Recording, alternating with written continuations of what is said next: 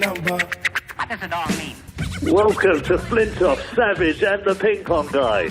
Actually, hold that for a second, because episode 3 is on delay, because after Rob, me and Fred chatting about the importance of a work-life balance, Mr. Flintoff is flying off to Mallorca for a corporate.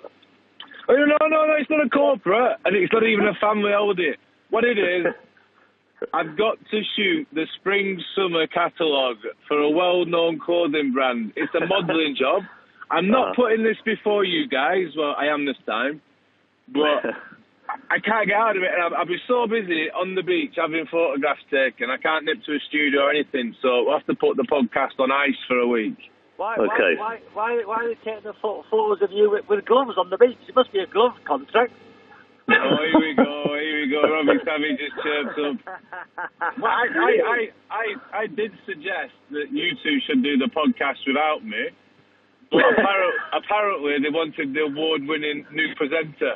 I've got to tell you though, Fred, I got in touch with Lord Lucan recently, and he said, what's happened to Freddie Flintoff? Because you disappeared from the WhatsApp all week. We couldn't track you down. What have you been doing?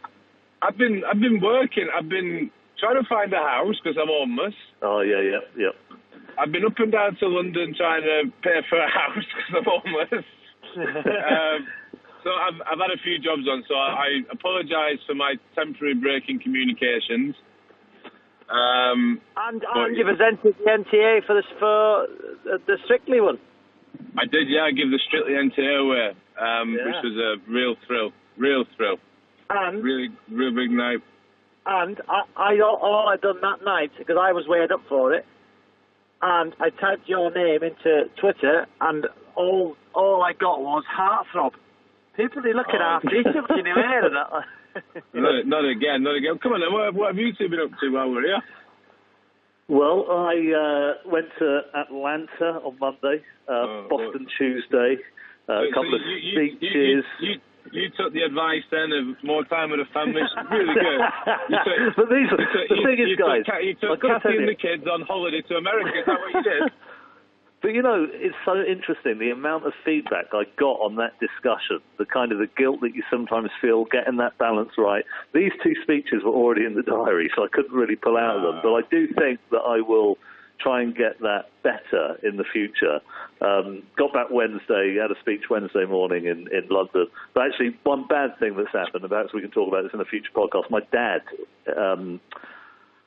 got quite seriously ill, went into hospital, so I spent most of the last 2 days with him, been with him again today, so I'll be with him over the weekend. So that's been a massive challenge, and that really did put a lot of things in perspective. So perhaps we can talk about those kinds of relationships and dealing with illness in the family in a later podcast. But other than that, all looking good. I played a little bit of tennis, because I'm looking forward to playing Roberto, who thinks he's going to beat me at tennis. I can tell you that ain't going to happen. So pretty busy week for me. Up and down, guys, up and down. What about you, Roberto? Yeah, I cancelled all my engagements and spent time with the family.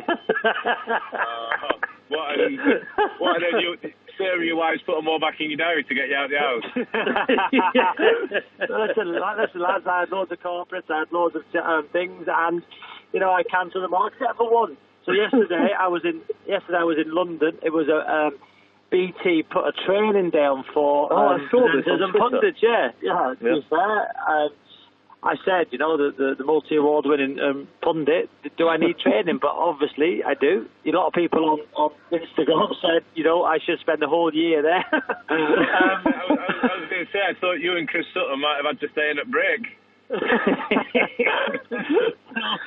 So it was, it was so knowledgeable for me to learn what a presenter does. And tell you what, the nerves presenting. I was watching you do the auto cue, Fred, on the NTN. I thought you nailed it. Yeah, a little bit. I had to rush because we're behind time. I tell you one thing I do want to speak about on a future podcast.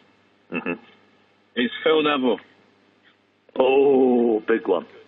I want to talk about Phil Neville because what has the world come to when the press are chasing Phil Neville? I done my column on it this week. One of the world's nicest men. You trust him with anything, and they're going for Phil Neville. Well, I mean, heck, how about that? I've done my column on it this week, Fred, and I'm with you. You know, great fella. He's an amazing. Well, we've got some brilliant topics then. We got Phil Neville on Twitter. Borrow this one for next week. I'm gonna do. When have you felt you have been wronged the most? I was gonna do it last week. I'm gonna do it this week. You bottled it last week. You bottled it big time. Yeah, but I'm comfortable now. But it's going to be an explosive topic. Okay, and the other thing I'm really keen to find out is what you did when you did your media training. What did they tell you? Did they manage to get you to string a sentence together? Did they help you with the way you look? I mean, what kind of tips did they give you? I want to hear about all this. Or were you doing the training? Were you training up? I told him to keep quiet. Why are you being horrible? Oh, not that again. You said don't say that. Matthew, can I just say something, right? All week I've texted him, I've phoned him, I've had little responses. I keep saying, you all right, man? I've texted you back every time. All I've said, I'm running around, I'm busy. Man, I'm feeling my best pals up down the country. I'm missing him, and all I get is, even on the phone, he's horrible to me, Matthew. Well, look, everybody out there, we're really sorry we're not doing it this week. Unavoidable. Fred, totally understand, mate. We're going to be back for sure next week and then for the entire run, and we're bringing up some meaty topics. Matthew, and can I just say before we go, for you and Fred, last week, Freddie put episode 2, and you've said episode 3. It's episode 13. Yeah, a bit of matter. Oh, that's true. You know what's nice about this? He's on it, isn't he? You know what's nice about it? I'll give someone else to go at number 1.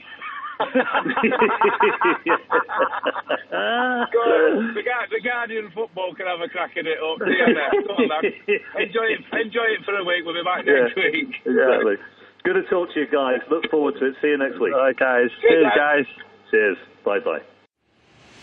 Flintoff, Savage and the Ping Pong Guy. Thank you for downloading the Flintoff, Savage and the Ping Pong Guy podcast. If you like what you hear, then why not have a look at what else 5 Live podcasts have to offer at bbc.co.uk/5live.